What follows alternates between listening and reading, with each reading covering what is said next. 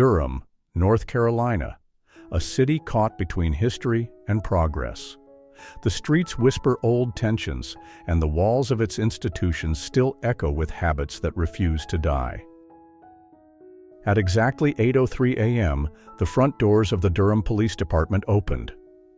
A black woman walked in, calm, collected, unaccompanied. She wasn't wearing a uniform. No stars, no badge, no entourage. Just dark jeans, a clean white shirt, and a blazer sharper than any weapon.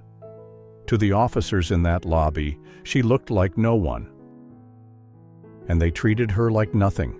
She was asked no questions. No one stood up. The receptionist barely looked up from his phone. A man sitting nearby, also black, had been waiting for 15 minutes without even a glance. The temperature in the room wasn't hot, but the air was thick with something unsaid, but deeply understood. Then came the voice. "Can I help you with something, ma'am?" Not polite, not curious. More like someone asking a stray dog what it was doing inside. Before she could even finish her sentence, "I'm here to speak with HR." A figure emerged from the hallway.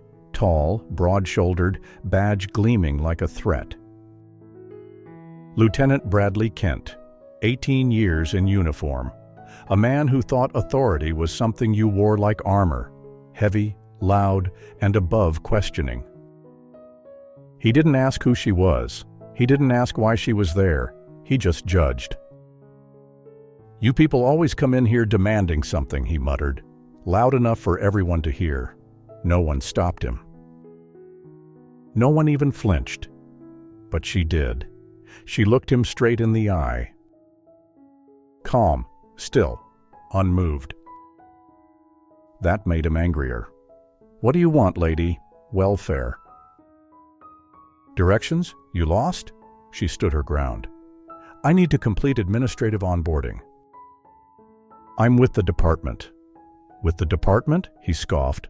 "Cleaning crew?" And then it happened. The moment where a man crossed the line without even realizing there was a line. He stepped in, raised his hand, and struck her across the face. Just like that, in front of everyone. No provocation. No hesitation, just pure, unfiltered entitlement. The room froze. Then, laughter. Not from all, but from enough. What he didn't know, what none of them knew, was that the woman he just hit, who wasn't a visitor.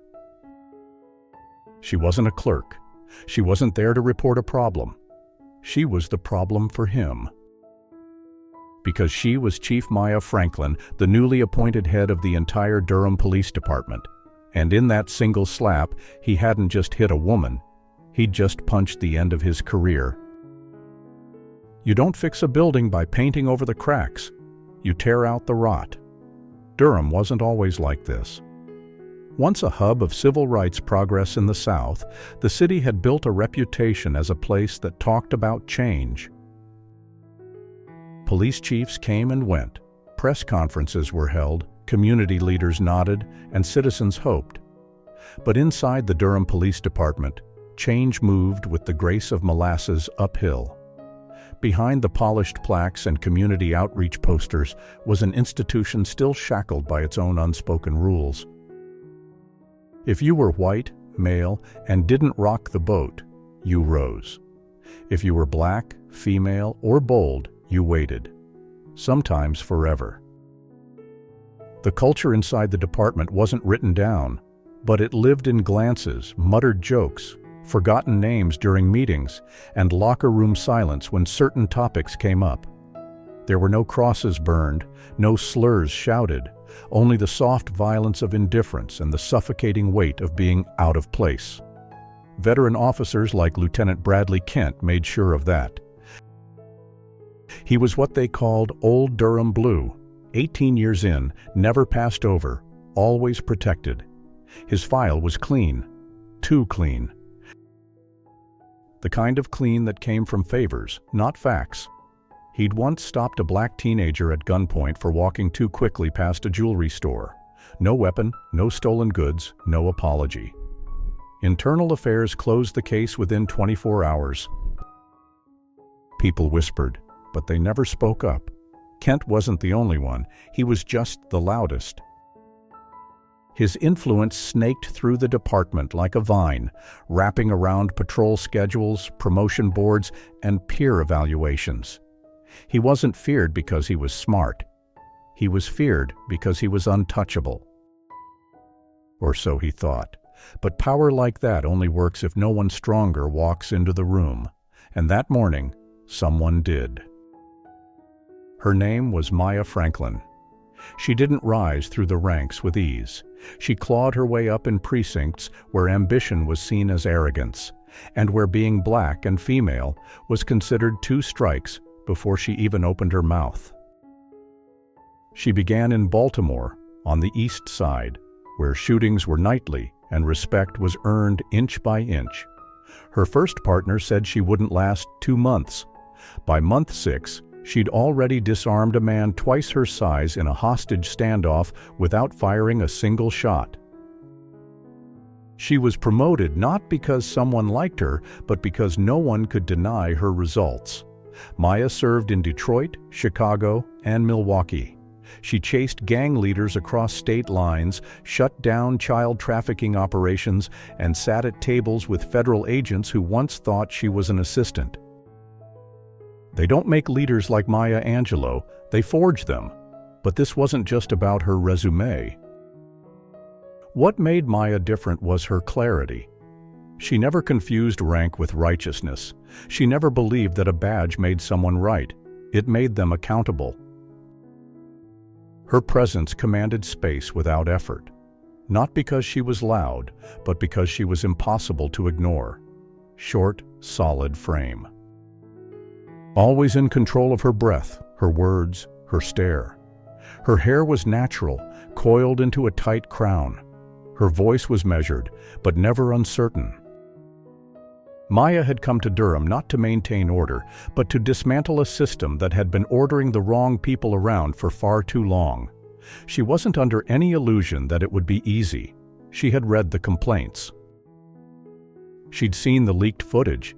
She'd heard from officers of color, those who left, those who stayed silent, and those who stayed and suffered. She knew about Bradley Kent. Everyone in law enforcement in the South knew someone like him. But what struck her most was how many people in Durham had simply stopped expecting anything to change. And so, she came alone. She declined the press welcome, the city hall ribbon cutting, and the formal photo with the mayor. She didn't want a ceremony. She wanted the truth. That's why she walked into that building quietly. No nameplate, no entourage. No clue given. Because of how a system treats someone it doesn't recognize, that's the most honest audit there is. And it passed that test the way Maya expected it to. It failed. She saw it in the eyes of the receptionist who ignored her, in the silence of the waiting room, in the way Kent looked at her, like a problem, not a person. But what Kent didn't realize was this. Maya had spent 2 decades facing harder men with darker hearts. She had stood before gunmen, murderers, and bureaucrats who thought they could hide behind paper and policy. She didn't flinch for them. She wasn't going to flinch for a man with a badge and a bruised ego. That slap he delivered was meant to put her in place. What he didn't know is that this was her place. He had just handed her everything she needed to clean house. What came next wouldn't just be a disciplinary hearing, it would be a reckoning, and it had just begun.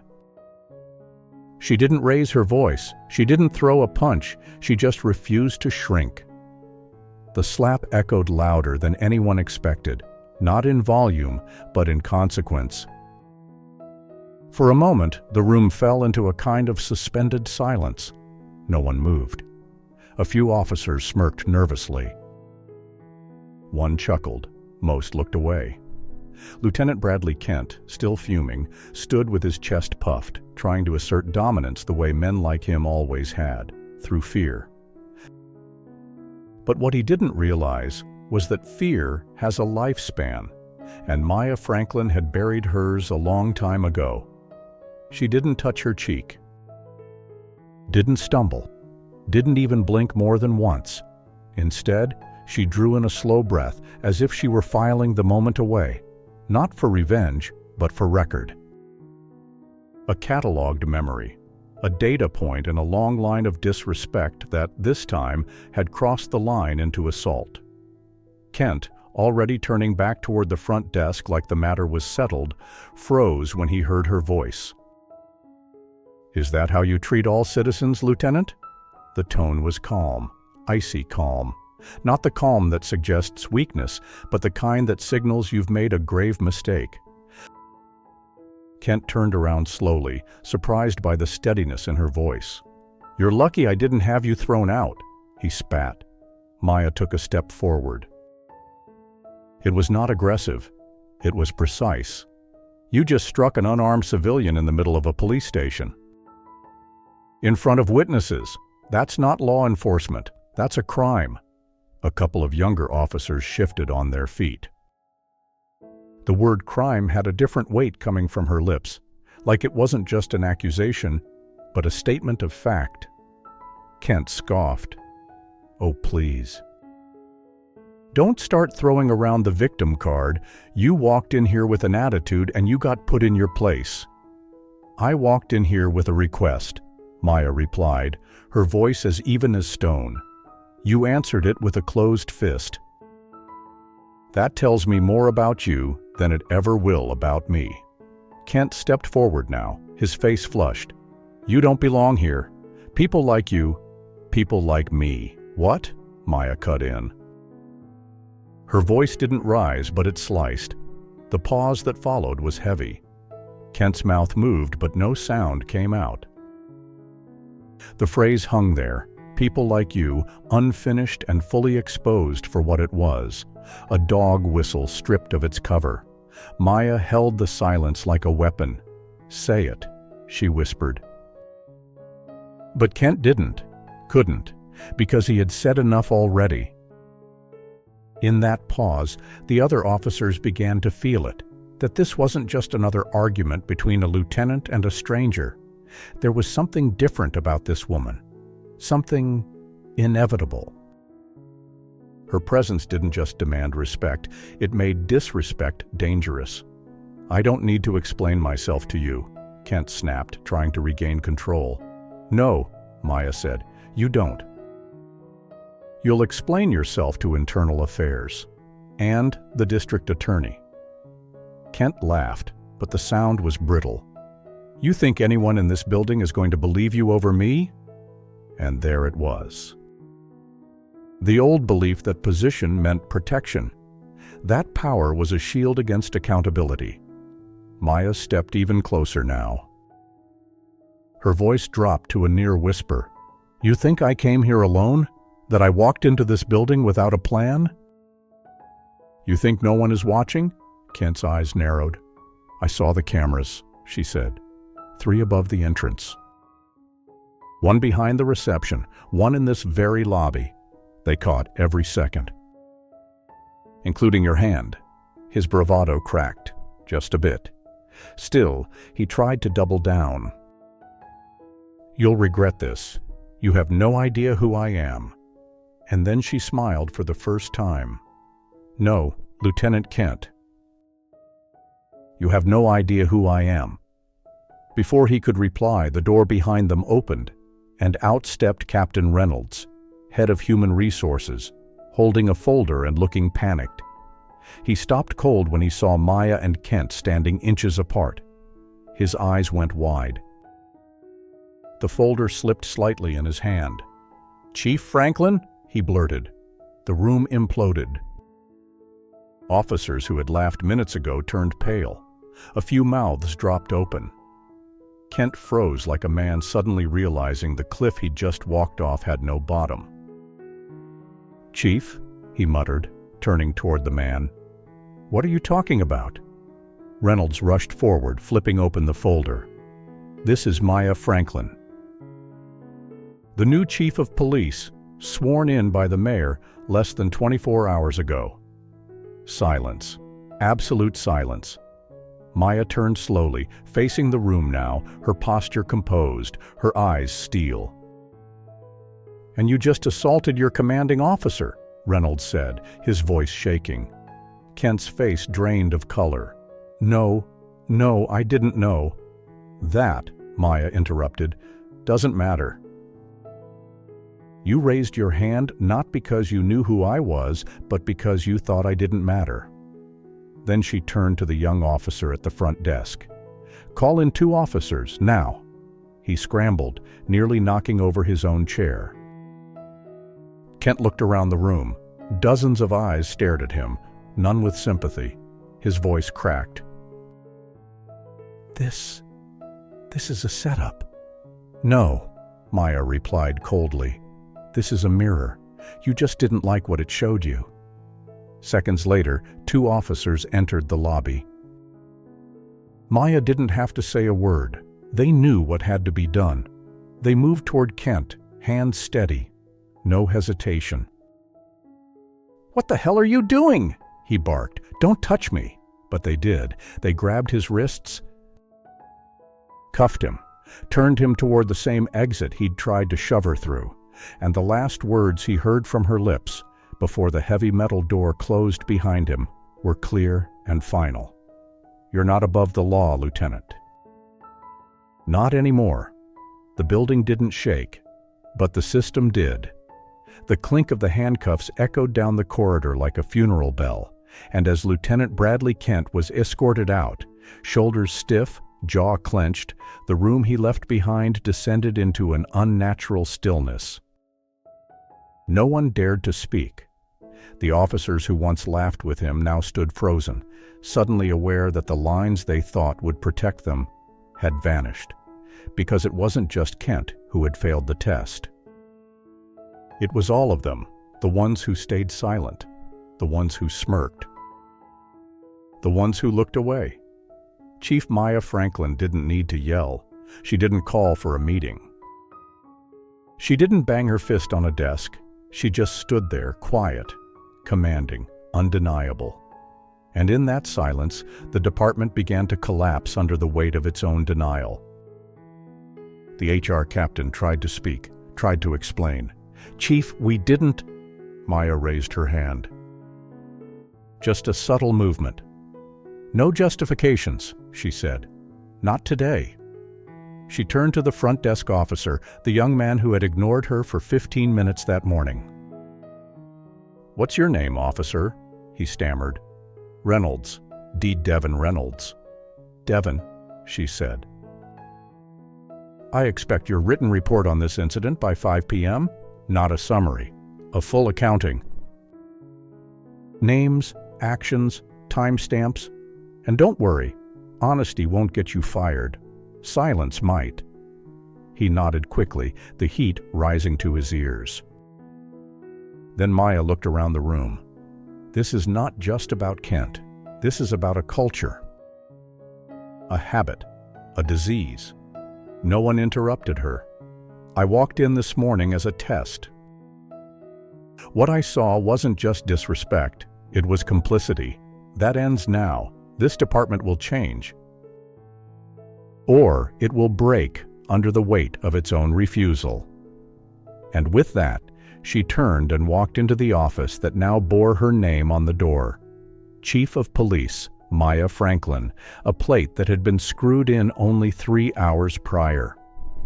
Within 30 minutes, the building wasn't just buzzing, it was on fire. Phones rang. Whispers turned into panicked phone calls. Officers who had seen the confrontation in the lobby scrambled to piece together their stories. Lieutenant Kent, still shouting about conspiracies, was placed in a holding cell 2 floors down, the same place he'd thrown countless black men over the years for talking back. Internal Affairs was notified.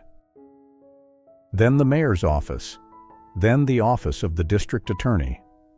By the end of the day, Maya had initiated an emergency audit of disciplinary records, officer complaints, and the results of internal investigations conducted over the last 5 years.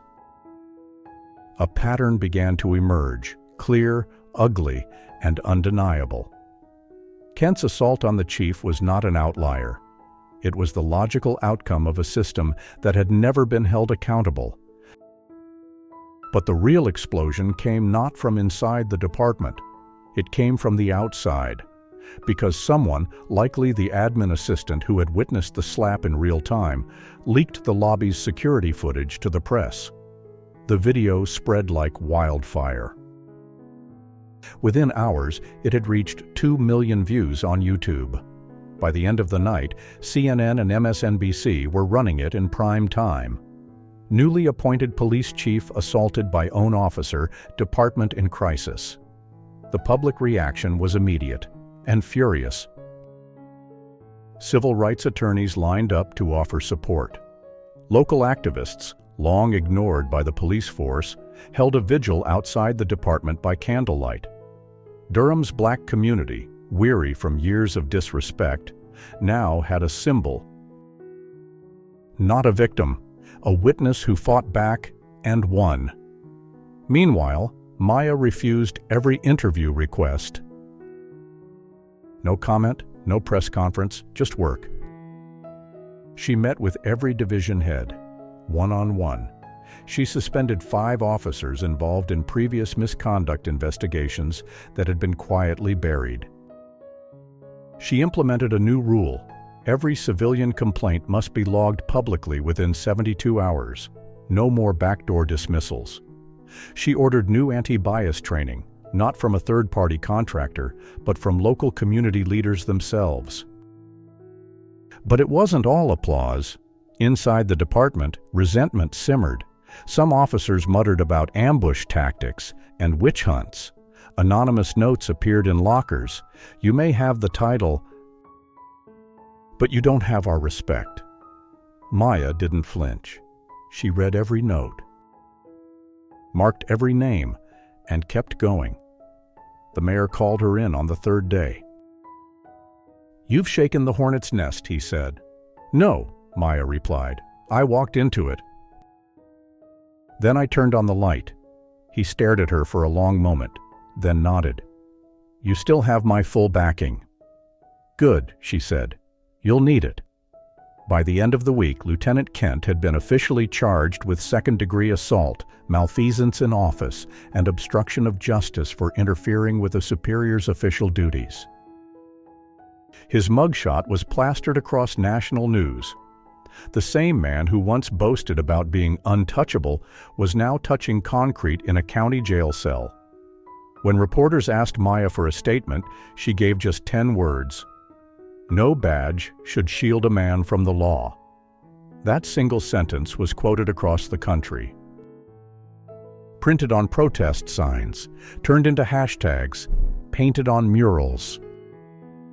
And just like that, Maya Franklin wasn't just Durham's new police chief. She had become America's symbol of reform. He called it a misunderstanding. The jury called it assault. The courtroom smelled of polish and paper, as if someone had tried to scrub away the weight of what was about to happen. But justice doesn't care how clean the walls are. It lives in the silence between verdicts and the eyes of those who finally choose to see. It had been 73 days since Lieutenant Bradley Kent raised his hand and struck a woman he thought was beneath him.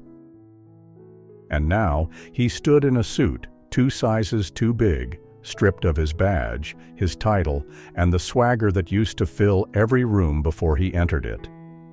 The people in the gallery were mostly quiet. Some wore uniforms. Some wore street clothes, but all wore the same expression, watching.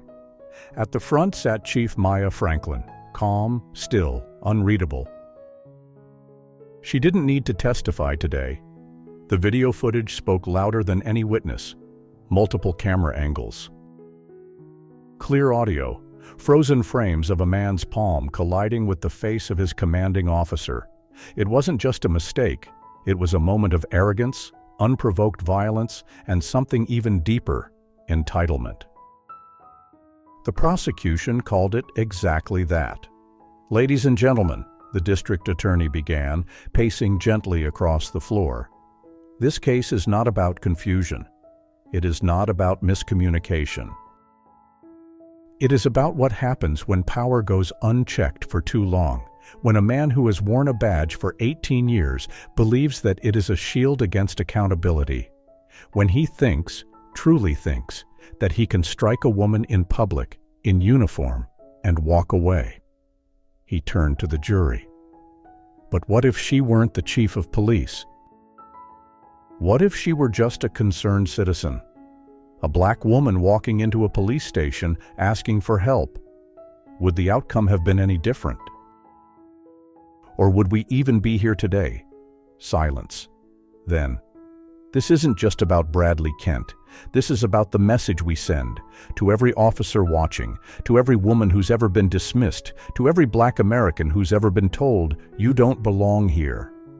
On the other side, the defense tried a different tune. They painted Kent as a man under stress. A man was confused by the situation. A man who acted out of character. He didn't know who she was, the defense attorney pleaded. He believed she was a security risk, a threat. He was doing his job. But the jury didn't blink. Because this wasn't a case of mistaken identity. It was a case of assumed superiority. On the third day of the trial, Maya Franklin took the stand. Not because she had to, but because she chose to. Her testimony was brief, controlled, precise. "When I walked into that building," she said, her voice level, "I didn't wear my rank. I didn't show my badge. I wanted to see the truth. And what I saw was a department that didn't need a press release. It needed a reckoning." She paused. "He didn't hit me because he was scared. He hit me because he believed no one would stop him." And for once, no one interrupted her. Back at the defense table, Kent's face was stone, but his hands trembled slightly, his fingers tracing the seams of his pant legs as if trying to disappear into the stitching. Gone was the man who once smirked at subordinates and barked orders with his chest out. What remained was just a man, exposed before the same system he'd thought he controlled. The final blow came not from the prosecution nor Maya, but from a surprise witness. Officer Raul Jennings, a junior officer who had stood silently in the lobby that morning. When he took the stand, the room shifted. "I laughed," Jennings admitted. "At first, I didn't know who she was either. But it didn't matter. She didn't deserve what happened." His voice cracked. "I didn't say anything." None of us did. And I've thought about that moment every day since. We let it happen because we were afraid of him. Not because he was right, just because he wore a bigger badge. It was honest, unpolished, and devastating. The jury deliberated for less than 4 hours. The verdict came swiftly. Guilty of second-degree assault. Guilty of misconduct in office. Guilty of obstruction of justice. Kent didn't react at first. But when the judge read the sentence, 5 years in state prison without the possibility of early parole, his mouth fell open. His attorney whispered something to him, but Kent shook his head. "I didn't mean to," he murmured. But the room had already moved on. Outside the courthouse, the sun was setting over Durham. A crowd had gathered, peaceful, silent, holding signs that read, "No one is above the law. Protect the badge. Don't hide behind it. Thank you, Chief Franklin." When Maya stepped outside, there was no podium. No speech, just a quiet nod to the crowd, and a little boy no older than 9 stepped forward. He held out a single white carnation. "For being brave," he said. Maya knelt, took the flower, and whispered, "Thank you for seeing me." That night, Every major news outlet ran the headline, "Former police lieutenant sentenced after assaulting new chief." The system blinked. She didn't. But in her office, Maya didn't read the coverage. She sat at her desk, looking over reform proposals, pages filled with policy changes, internal audits, community review board recommendations, because she knew one trial doesn't fix a system. But it does prove that even a deeply broken one can bleed. And when systems bleed, they learn to heal, or they perish.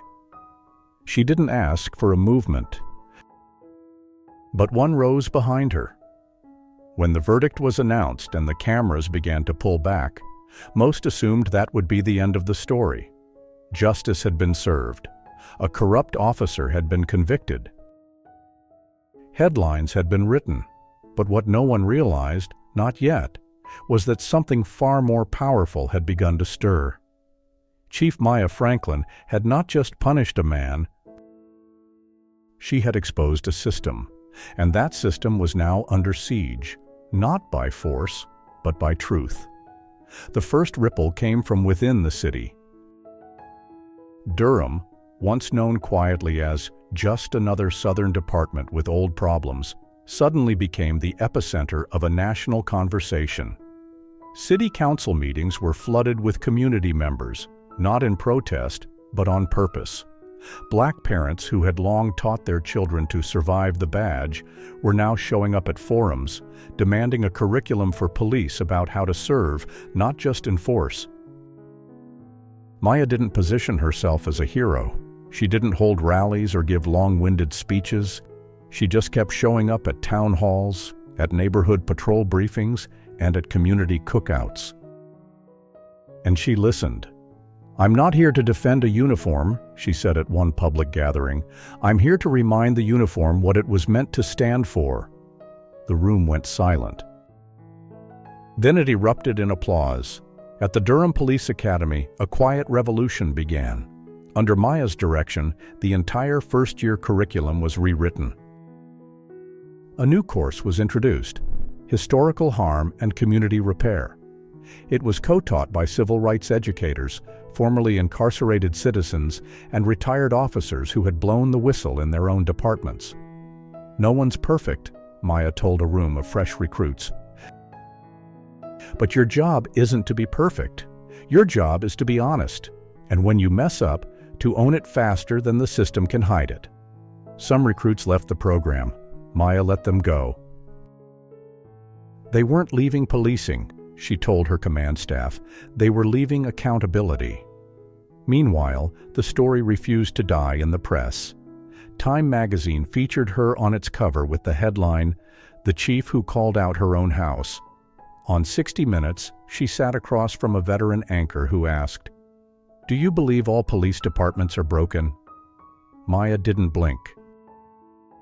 "I believe most aren't broken. They're just unexamined, and the longer we avoid looking, the more dangerous they become." That line was replayed on every major network. Her inbox was flooded with thank you letters, with requests for speaking engagements, with desperate cries from officers in other departments across the country begging her to teach their chiefs what courage looks like. But she didn't travel the country. She didn't accept the spotlight. She stayed in Durham. Because the work wasn't done, not even close. Within 6 months, the changes were undeniable. Use of force incidents in the department dropped by 47%. Civilian complaints were down, but not because people stopped speaking, but because they were finally being heard. A civilian oversight committee made up of educators, clergy, business owners, and even former offenders was given real power, including subpoena rights. Maya insisted on transparency dashboards where residents could see real-time data on traffic stops, arrests, race breakdowns, and complaint outcomes. "I don't care how uncomfortable it gets," she told her staff. "What we hide, we endorse." But not everyone cheered.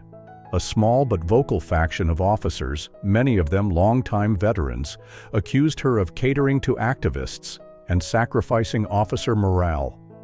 They grumbled about woke policies and politics in policing. Some even tried to organize a vote of no confidence. It failed miserably, because for every officer who resisted, 2 more stepped up. A black sergeant who had once considered quitting publicly thanked her during roll call. "I used to come to work wondering how to stay invisible. Now I come here wondering what I can fix." Nationally, Maya's approach sparked a movement inside the badge. Young officers in Detroit, Baltimore, Phoenix, and Minneapolis began forming their own Franklin Circles, discussion groups inside departments where they reviewed footage of their own stops and held each other accountable.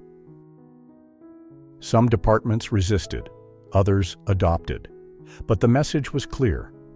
One woman had shown it could be done. Not by punishing cops indiscriminately, not by hating the badge, but by redefining what it meant to earn it. The biggest surprise came from an unlikely source. The Department of Justice sent a delegation to Durham. They asked Maya to assist in designing a national pilot program, Leadership Accountability in Law Enforcement, or LAIL for short. She agreed on one condition. Don't make this a checklist, make it a mirror, and don't hand it to departments. Hand it to the people who live in their communities. In the end, Maya never asked to be a symbol. She never planned to be famous. But when she stood up in that lobby, refused to be erased, and calmly said, "Arrest him," she rewrote what courage looks like in law enforcement. Not loud, not violent, just unshakable. As she walked through her department on the anniversary of Kent's arrest, a new recruit stopped her in the hallway. "Ma'am," he said nervously, "do you ever get tired of carrying all this weight?" Maya paused, then smiled.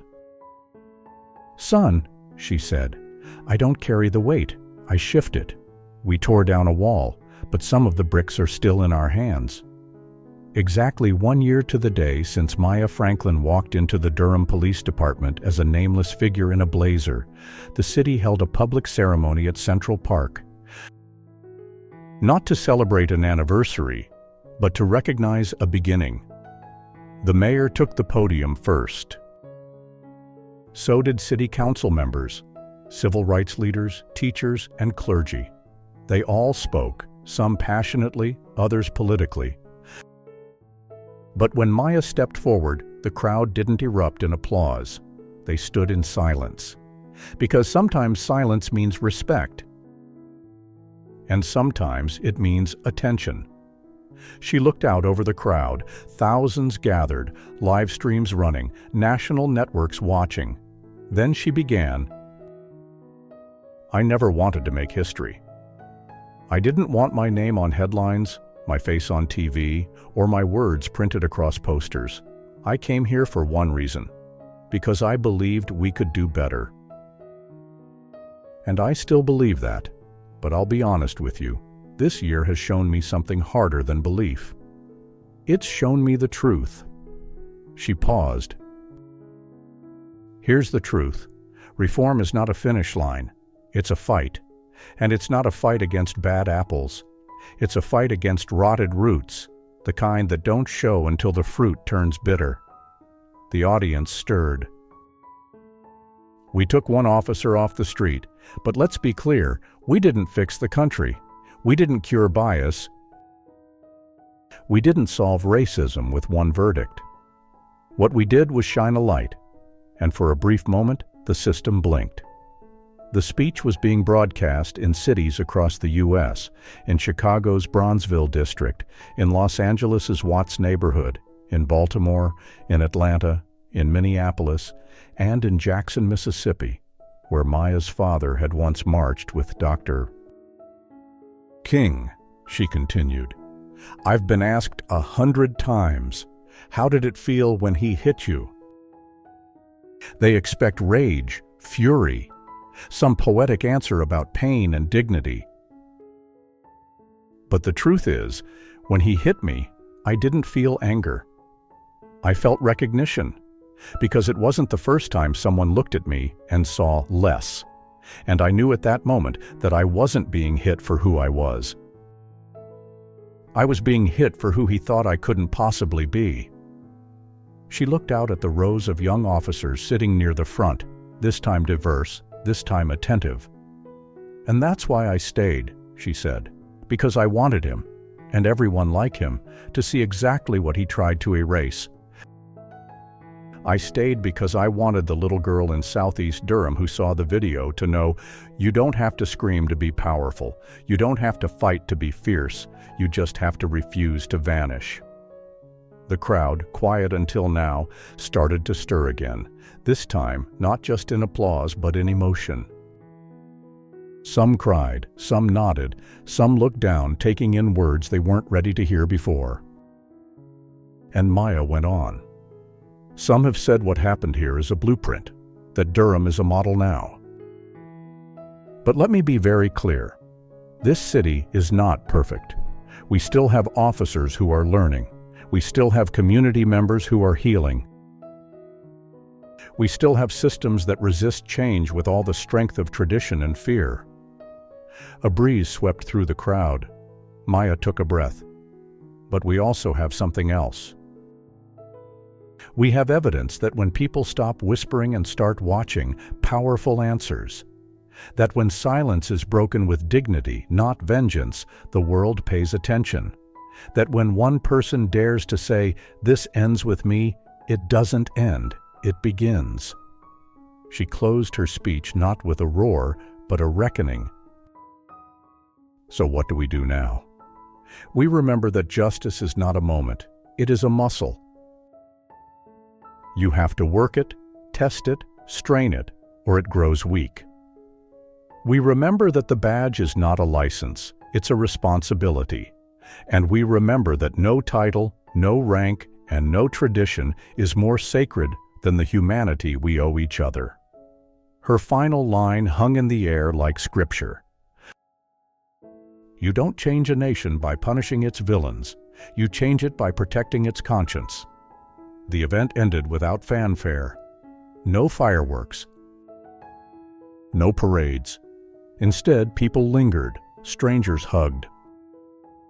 Officers and activists stood in the same circles. Conversations began, not about blame, but about what's next. In the days that followed, something strange happened. Departments across the country began requesting Durham's new policies. Police unions, once staunchly opposed to oversight, quietly reached out to Maya's team asking for dialogue. Colleges requested that she include her story in ethics and leadership courses, and though Maya declined most interviews, she granted one to a high school newspaper in East Durham. The student journalist asked, "Do you think we've won?" Maya smiled. "No," she said softly, "but for the first time, we're playing a different game." That night, alone in her office, Maya looked out at the city lights. She wasn't naive. She knew the system hadn't been dismantled. Not yet. Maybe not ever. But in a room that once laughed at her, she now sat with her name on the wall and her conscience intact. And that, she knew, wasn't just a victory. It was a beginning. This isn't just Maya Franklin's story. It's the story of everyone who's ever been underestimated, silenced, or walked into a room where they weren't expected, only to change that room forever. If this story made you feel angry, moved, or simply unable to stay silent, then don't let it end here. Share this video. Start the conversation. Question your surroundings, your community, your workplace, your institutions. Because justice doesn't begin in courtrooms. It begins the moment ordinary people decide they won't stay silent anymore. They didn't know who Maya Angelou was, but now we all do. And the question is, what will we do with that knowledge? Like, comment, share. And if you believe the world needs more stories like this, Hit subscribe so you don't miss what's next, because justice isn't something we wait for. It's something we build. One story, one act, one person at a time.